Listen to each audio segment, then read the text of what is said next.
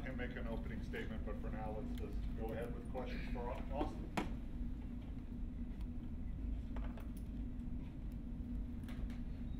jump in once. Obviously, they've got two really good defensive ends. I guess, how do you look at this challenge as you enter the game? That's basically a challenge, you know.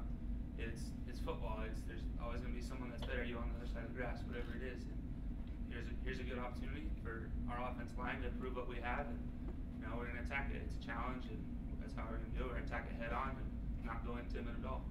When you look at them on film, I guess, what do they do well? I'm curious. You potentially projected as a number pick down the road. You know, you just watch film like any other opponent you would. You know, you go in, you obviously know he's good, but you just try to put that aside and put it back in the back of your mind. You go in thinking, all right, I know how to play this game. You know, I can see what other people did well against him, and just watch film that he has, all the film that he has. He's a freshman last year, so he's got one game under him, and he's just like me. You learn a lot that freshman year, and he's going to take that experience he has, and he's going to use it, and you just got to be ready for anything. You guys are going to play in front of the biggest crowd in program history, I guess. How do you look at just this opportunity to play in front of so many people on such a big stage? I think it's great. You know, it's going to be fun. 100,000 people, whatever they're projecting, they'll show up. You know, that's something not a lot of people get to do. That's something not a lot of people get to attend and be a part of 100,000 people at some event. And so that's just going to be a fun environment, you know. And you know, we're doing all our prep work for it and just all the snap count stuff, and we'll be all right. It's going to be real exciting. Does the music get blasted at practice now? Oh yeah, they're getting loud. They're in our ears, yelling at us, trying to get us to jump off sides and doing whatever they can to try to simulate 100,000 people. I mean, that's kind of hard to do when you only got 150 out there, but we're getting good practice, and we'll be all right. It's back-to-back top 25 teams now in you guys' schedule. What did you guys learn from last week, even though they're different teams, that you can take into this week? You just got to attack it and just put that ranking aside. You know, there's nothing that constitutes why they're top 25 because of just this one player, this single play, or whatever it may be. We got to attack them as a team, find their weaknesses. Everyone has their weaknesses, and coaches are doing great game plan, and you know, we're going to learn it and take each practice play by play and get in the film room, watch all film we can, and we're going to attack this head on. Coach Polian said yesterday one of the issues with the offense was just you weren't sustaining blocks long enough. I guess when you looked at the film of the Arizona game, what did you notice about why some of the drives ended quickly? I know Coach Polian's right. You know, you just got to strain for that extra 1 or 2 steps for the blocks. And if we do that, things would have sprung a little more. And we're going to take that into this Texas A&M game, and we're going to stay on our blocks. And once we feel like we've blocked long enough, then we're going to take 2 more steps and block more. And because Don, Jackson, JB, Tyler, whoever's running the ball, we're going to be out there. They're going to cut any which way they want, and as long as we're staying on our blocks, we know that they're going to get their job done behind us and be running just like we want it. What do they like to do defensively? They're a pretty basic team. You know, they'll turn it up on 3rd downs and just whatever they're doing. They got really good off the ball, and so you just got to change snap counts, whatever, and just make sure that we're controlling how fast that they're able to get off the ball. And just through the games that we've watched, all their D linemen have been keying on the snap count and just getting off pretty hard, making a challenge for the rest of those offensive linemen. So as long as we're doing what we can to control controllables, like Coach Polian always says, and we're going to be all right. Anything else for Austin? All right, thank you.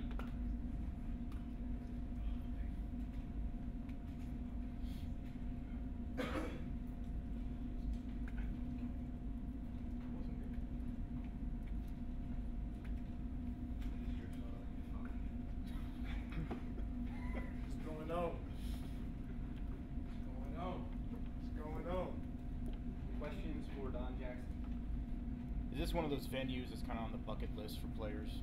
Of course. 100,000 plus. It's a dream for me, so I'm excited. I can't wait to get there. Do you feed off when you go into a hostile environment like that? Do you feed off that energy? Feed off it. I think that, well, I can't compare it just because, I mean, it's not as many fans, but when we go to Fresno and the fans are loud and they're right next to us and they're crazy and they're yelling, and and you thrive off that. And I feel like me and Lenny talk about all the time. We play pretty good on the road, like just because of the environment. So I'm excited. I can't wait to get there. And there's 100,000 fans screaming at you. You guys kind of get that us against the world feeling. Yes, exactly. I mean that makes you want to cling a lot tighter to your team. You know what I mean? So when you got 100,000 people yelling at you, that don't like you, that hate you, it brings us closer together, and we just have fun with it. I asked Austin kind of similar question. The speakers at practice, are those getting pumped this week, like up max to 11, I guess you could say? Yeah, and the good thing about it is it's good music, finally. So, they play some slaps, man. They turn it up. It's real loud, and it's good for us because it's gonna be loud there. So, I'm looking at Shannon to turn it up louder and louder and louder, as loud as you can, so guys can get ready, so we can prepare for it. Dealing with that much crowd noise, does that kind of make focus on the field just that much more important? It does. I mean, it makes a big difference just because we got to be able to communicate. We have to be able to communicate up front, with receivers when it comes to colors and stuff like that. So, and from line to running backs and stuff like that, we got to be able to communicate, and so we've got to practice it now because it's not going to be easy when we get into that stadium. Arizona defense had a lot of speed. How does the A&M defense compare speed-wise to Arizona? I don't think they're as exotic with blitzes. I think Arizona brought blitzes from different places a lot more. Texas A&M, they kind of got a base defense. I mean, you look at it and you won't think it is, but as far as the front seven, it's pretty base, and they just kind of just play football. So I think that's the difference between them. They're a fast defense. They're a great defense. They got two DNs that are phenomenal. They got their linebacking core is good. Safeties are great. So, I think they don't have too many holes. They don't have too many holes. Kind of touched on it last week, but what is it like for the opportunity for you to go up against these guys that are going to be in the NFL one day? It's great. It's a great opportunity. It's a great opportunity for me, for the young guys, for just everybody on our team. It's great just to kind of fill out the best competition, the best of the best. So I would just from day one I was happy when this game got put on the schedule. So I want to see how we compete against the best team, one of the best teams out there. When you enter the game, is it like a nothing to lose mentality, or what's the approach? I just go into every game with the same mentality. I don't care who's across from me. I just don't. I just try to. Everybody. At a point, when we get into the game, people across from me is just. I don't see faces. I don't see names. I don't see rankings. I don't see that stuff. I just go play football, and that's just kind of what I try to express to the rest of the team. It doesn't matter if it's Davis in front of me. It doesn't matter if it's UNLV in front of me. It doesn't matter if it's Texas A&M. It doesn't matter if it's Ohio State. I have to be able to run as hard as I possibly can, no matter who I'm playing. So that's how I look at it.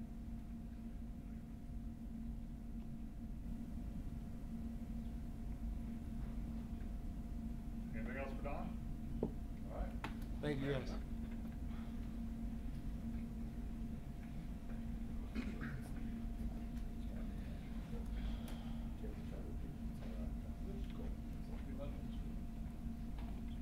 Questions for Lenny Jones? Lenny, is this venue kind of like a bucket list stadium for you?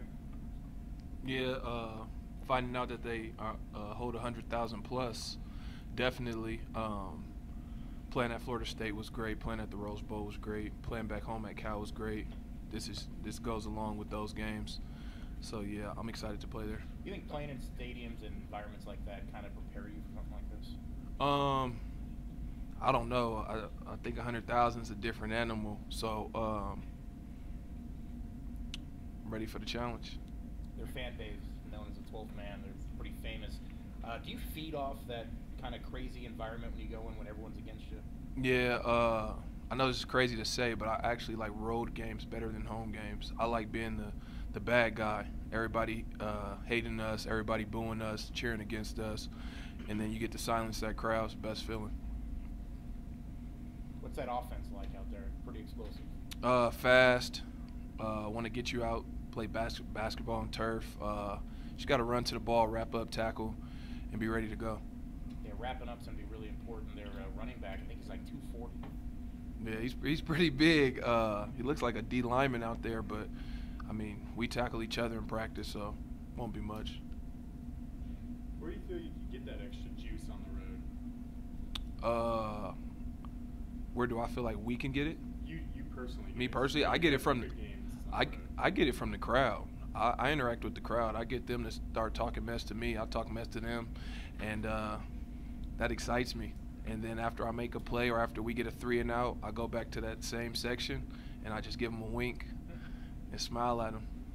Facing back-to-back top 25 opponents this early in the season, you guys feel like that prepares you for down the road in the season?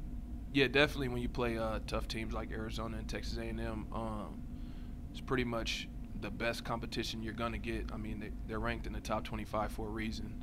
So definitely prepares you for the Mountain West. But yeah, we're trying to win this game. Is their offense similar to Arizona's? Yeah, they are. They want to get a little bit more north and south rather than sideline to sideline, but yeah, it's pretty much the same. What is the key to slowing them down? Key to slowing them down is making plays, wrapping up those backs, and when they do throw the ball out in space, tackling, gang tackling. And there's this thing called SEC speed. I mean, when you watch them on film, is there a different level of speed you're seeing on the field, or is that something you can't tell until you step out there with them? Yeah, I don't really watch the receivers much, so they might have SEC speed, but those old linemen, that's not SEC speed. The running back, he's pretty big. I guess we'll just wait and see. Coming off the game, allowing 7 yards per rush, I mean, how much importance is being put on, we have to stop the run before we, are able to attack if we're not ready back? It's very important. In order to pass rush, you have to stop them on 1st and 2nd down and get them at 3rd and long. And 7 yards of rush comes from giving up big plays, and we gotta stop big plays, because last year we were 7-0 when we gave up 3 big plays or less. So that's obviously a key to success for us. So if we can keep that down to 3 or less, then I think we'll have success. What is a big play? How do you determine that? Pass of 25 yards, a run of 15. Okay. One turnover created this year. Has that kind of been a point of frustration that you guys haven't been able to, Yeah, we definitely need to turn the ball over more. At least 3 a game is our goal. Last year we got a lot of turnovers in some games that we won, so we got to get back on track with that. If we take the ball away and give the offense a couple extra possessions, that'll definitely do us some justice. Anything else for Lenny? All right, thank you, Lenny. Thank you.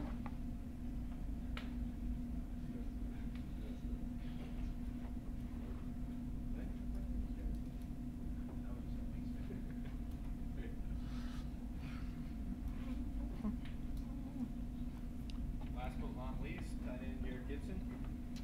So Jared, going back to Texas, how excited are you? It's going to be very exciting. I mean, it's just about an hour, 20 minutes away from home, so looking forward to seeing some old friends that I went to school with, as well as close family members, as well as my parents and co-workers and things like that. So it's going to be very exciting. Have you got a lot of ticket requests? I'm still getting ticket requests, and I don't think I'm going to be able to follow through with it all, because, I have other teammates that are from Texas as well and stuff, so you got to try to share the love, and let them get their tickets too. So it's going to come to a point to where I might as well just tell them I can't get their tickets, so if they're going to have to come, they're just going to have to buy their tickets. You mentioned you're about an hour away or so.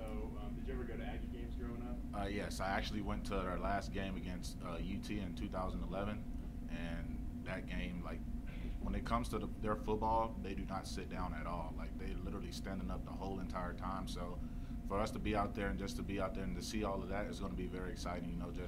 Just know that I have fans there, and that as far as family members and stuff like that, as well as friends, it's going to be a very emotional thing for me to just to see all of that and just interact and just go out there and play in front of 100,000 fans. So obviously, every game means it's really important, but how important is this one to you? Just to say that this is a game back at home for me in Texas. They say there's no better football than Texas football. So, I'm going back to Texas to play football again. So it's going to be very important for me. What's the Aggie defense like? They're big, like everyone else is saying. So they're big.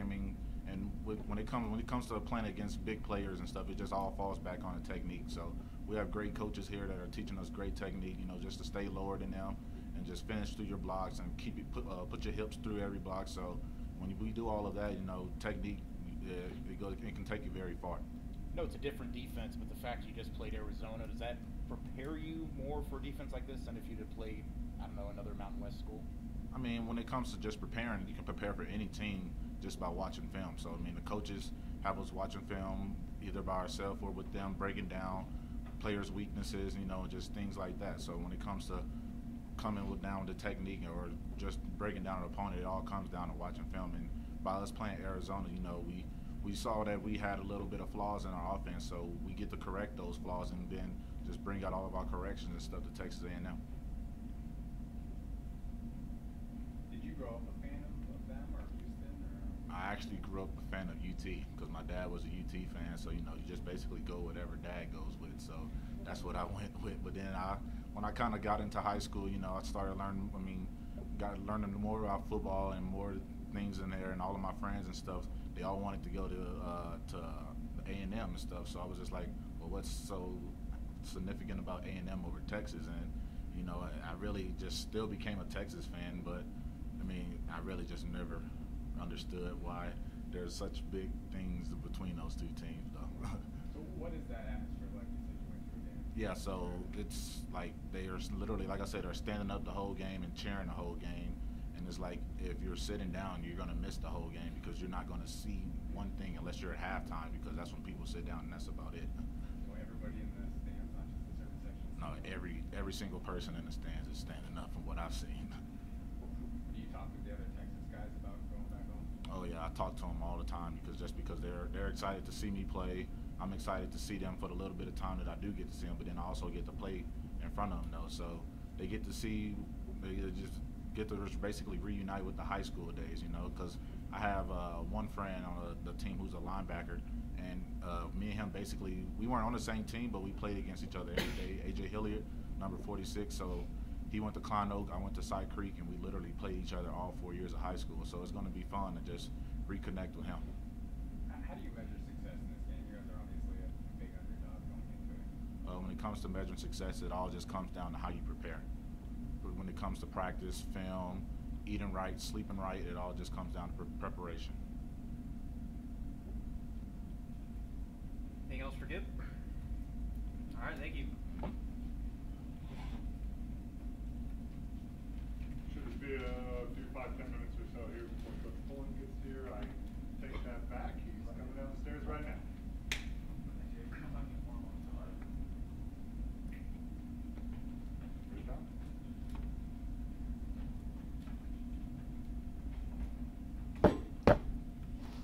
Apologize for the change in the schedule, but there was something on the schedule that couldn't be changed, so I apologize for that.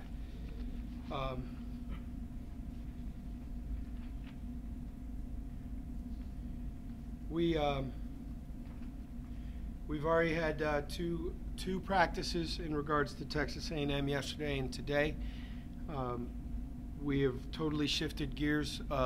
Arizona was dead and buried at 9 a.m. yesterday when we finished with our meetings and took the field. Obviously, we've got to shift our focus. I have to shift my focus. We are, we're going down. I don't even know what they're ranked right now. What are they ranked right now? 17. So, we got to go down and play a top 20 team at home in a great atmosphere. They're extremely athletic.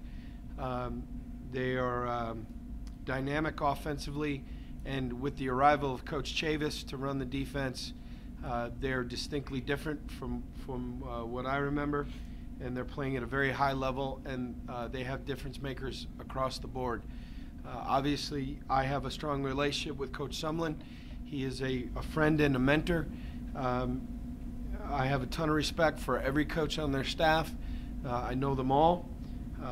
And I think they do a terrific job, and this is going to be a really, really big challenge for us.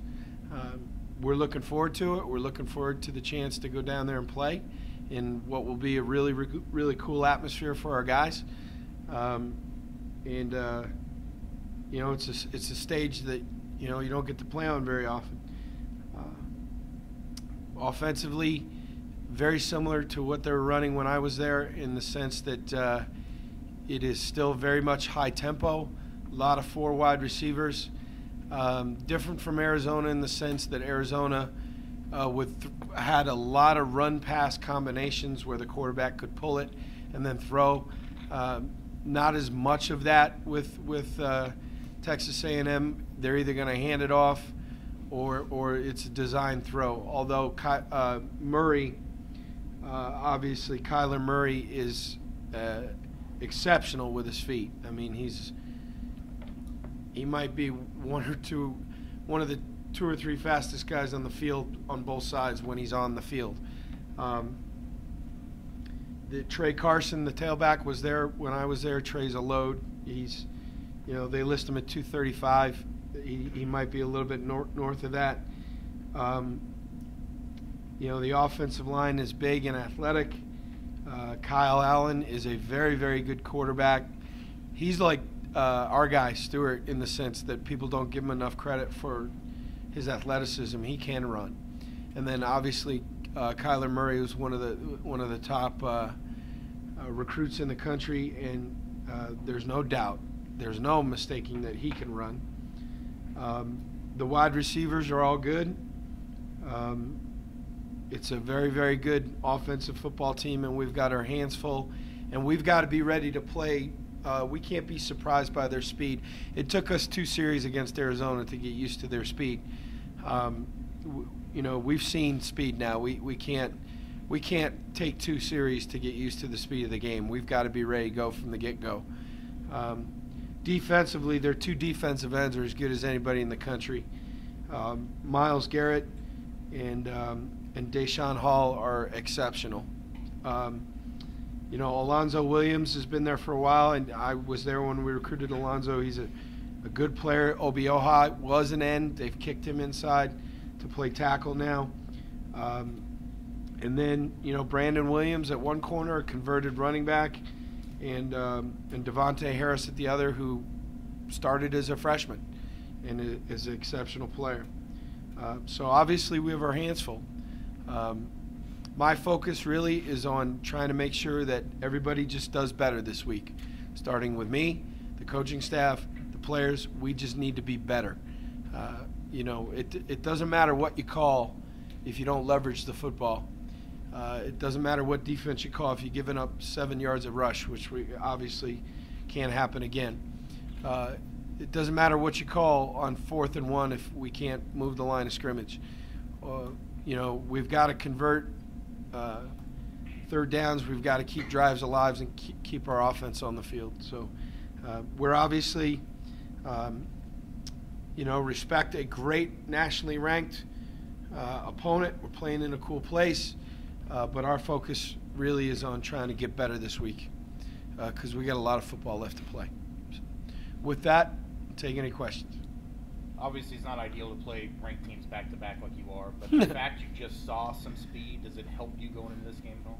Yeah, I do. I think having just played a similar type offense with a lot of skilled people that can go, I hopefully it won't take us as long to adjust to the speed of the game as it did against Arizona. What's it going to be like for you going back to Texas A&M? For me personally, it's not like I lived there for 5 years, but we were there for about 11 months. I enjoyed it immensely. I don't have ties in the community there in the sense that we were there less than a year, so it's not like you ended up being great friends with all your neighbors. But the guys on the staff and people like the equipment people and the trainers and the video guys, the people that you were there with every day, Coach Sumlin, the guys on the coaches on the staff that were there, I'll look forward to seeing them. And I will look forward to being in Kyle Field again. I will look forward to having our guys enjoy that opportunity. But that means nothing to our team, nor should it. That's my deal.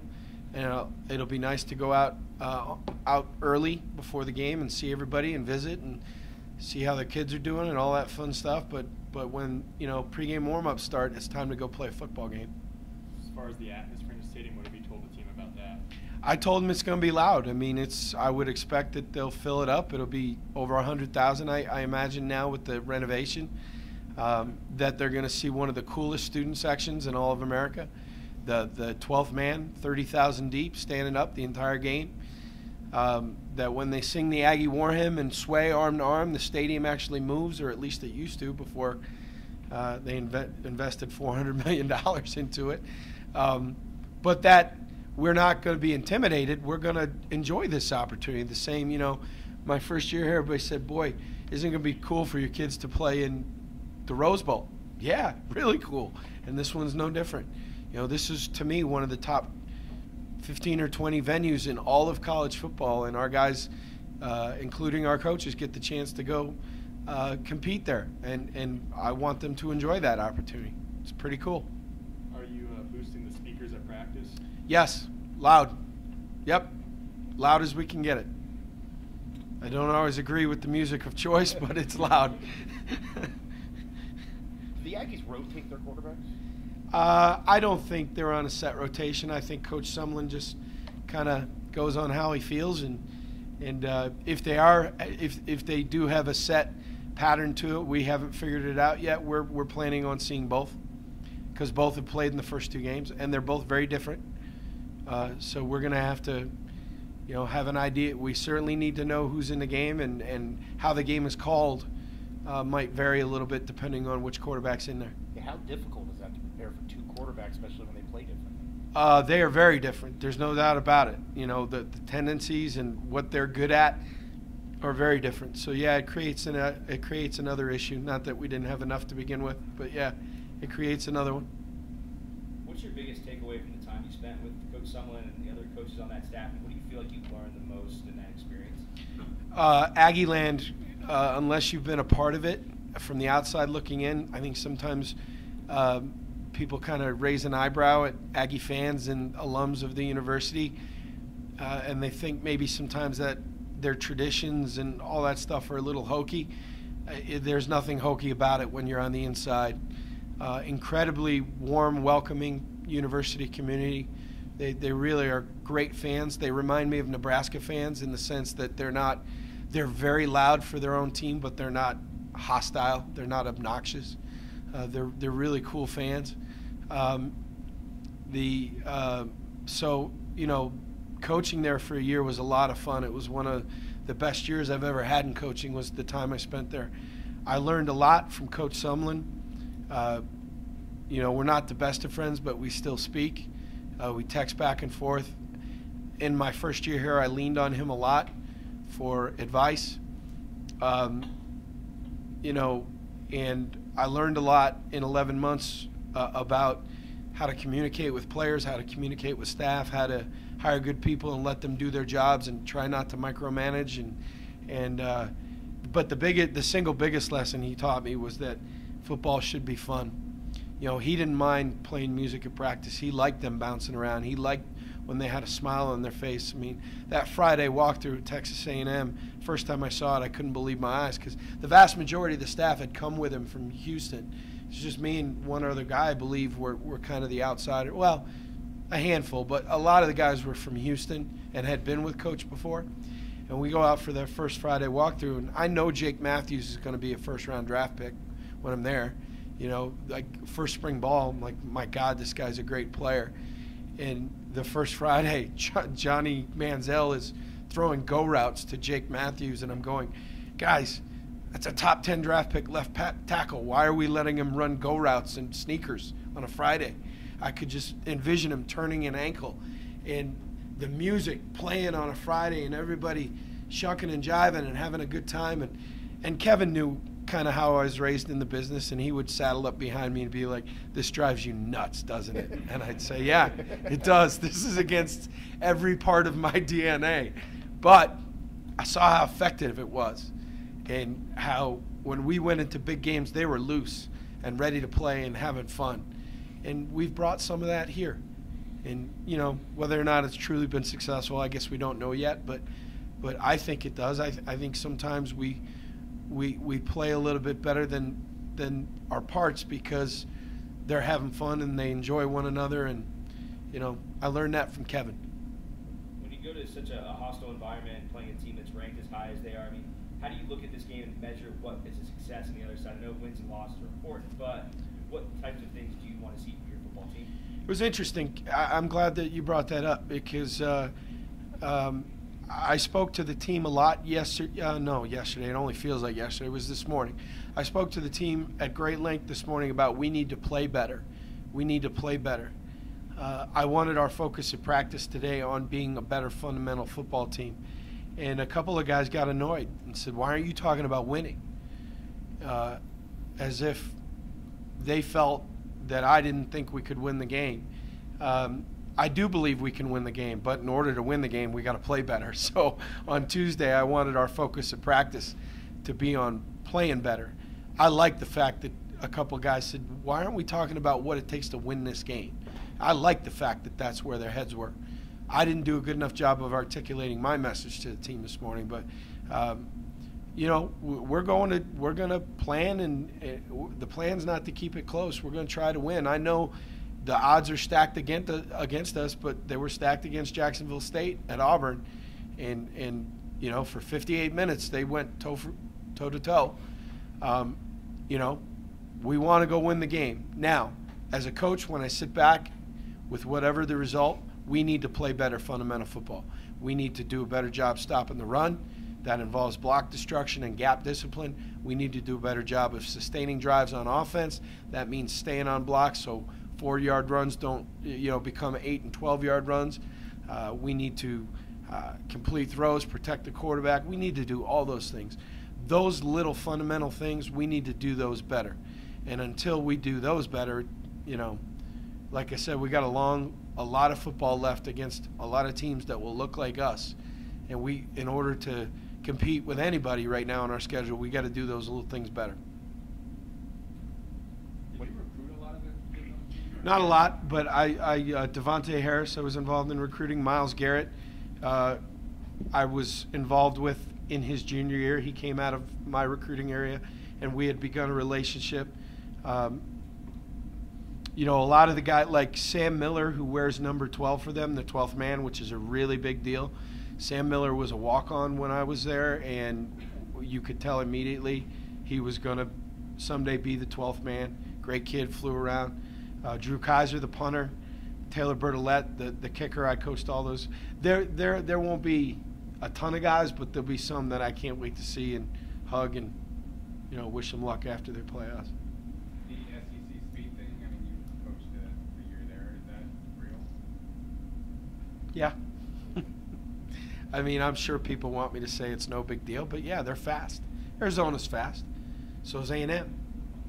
The difference is, in my opinion, if you look at the two teams, the offensive lines are pretty similar. The backs might be pretty similar, but the big receivers for Arizona were big and they ran okay. The fast receivers for Arizona were 5'9", 5'8", the slot guys. You look at A&M's receivers, they're all 5'11" or above and can all run. The 6'4" guys can run. That's, to me, the difference. And on defense, I think A&M's bigger on defense, and they might, at some positions, run a little bit better than Arizona, in my opinion, obviously. I'm not trying to upset Coach Rodriguez, but, you know, you know both teams from studying on film, and, you know, A&M's certainly bigger on defense, and you know, they can run. What has Coach Chavis done differently with their defense? I think they become more aggressive. They certainly